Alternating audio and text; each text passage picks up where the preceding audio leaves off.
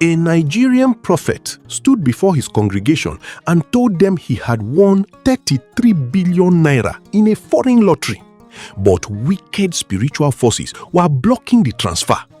All he needed was their money to break the curse. Is that a church or is that a crime scene? Today on Blackish Gold Originals, Africa's #1 church accountability channel, we are exposing 7 Nigerian pastors and prophets and their Economic and Financial Crimes Commission, the EFCC cases. Some of these pastors and prophets were investigated, arrested, and others were cleared. Some face prosecution, and number 6 and 7 will shock you. You never saw their name on this list coming. Let's deep dive immediately. Number 1. Pastor Timothy Benedict. Pastor Timothy Benedict was arrested and remanded in prison custody by the EFCC for his role in the Chinmark Group scandal, a multi-billion naira Ponzi scheme that defrauded thousands of Nigerian investors in 2022. The EFCC established that Pastor Benedict was not a passive figure in this operation. He actively aided the Chinmark Group in the diversion and laundering of victims' funds.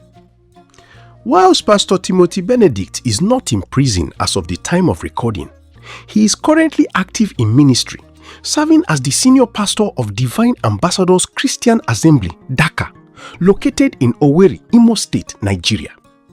He regularly hosts church programs, releases weekly audio teachings, and publishes sermon episodes. We have covered the Chinmark scandal in detail in this channel's Pastors and Ponzi series, so click on the link in our description box to watch the full story. Number 2. Apostle Theophilus Ebonyi.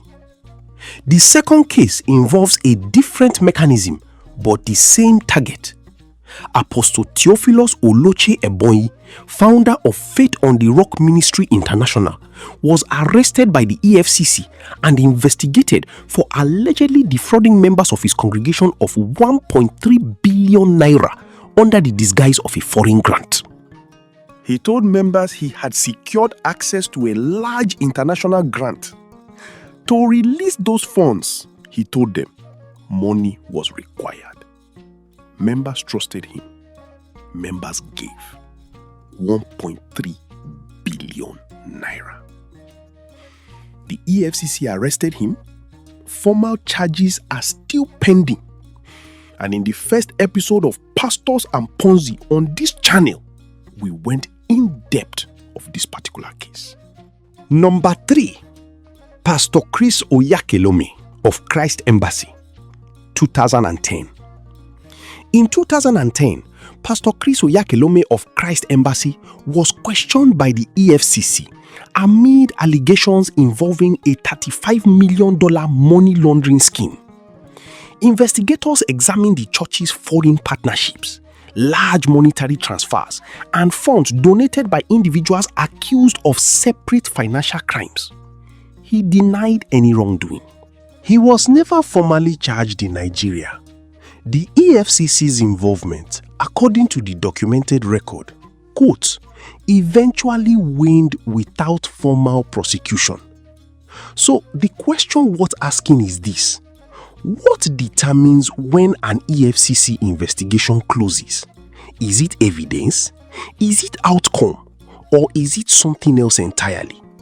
Because on Blackish Gold channels, we do not speculate, but we do ask questions. And this particular question has not been answered satisfactorily, not in 2010 and not today. But before we continue on this story, we just released a new book, The Digital Pulpit, a book designed to teach pastors, bishops, even church members how to start their ministry on YouTube and more so make money from it as well. To get a copy, just click the first link in the comment section and get yours immediately. Number 4. Prophet Godwin Sunday Koboko. Now, perhaps this is the most extraordinary case on our list today. Prophet Godwin Sunday Ajiluchukwu, known publicly as Sunday Koboko, was arrested by the Enugu Zonal Directorate of the EFCC after multiple victims formally reported him.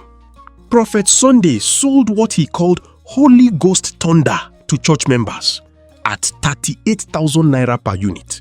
Yes, Holy Ghost Thunder. He sold miracle stickers. He sold what he described as spiritual dragons.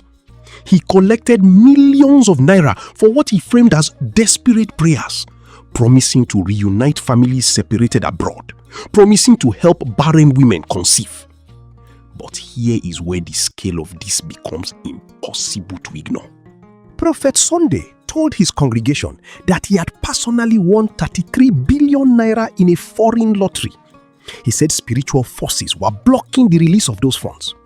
His solution: if members contributed money for spiritual intervention, he would share the 33 billion naira with all of them.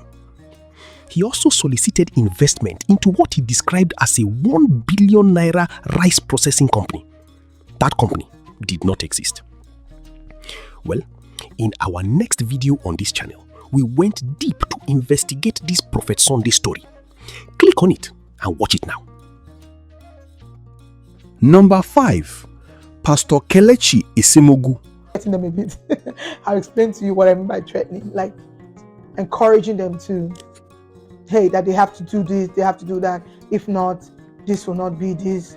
They're going to get this. Pastor Kelechi Esemogu was arrested by EFCC operatives over an alleged multi-million naira contract scam.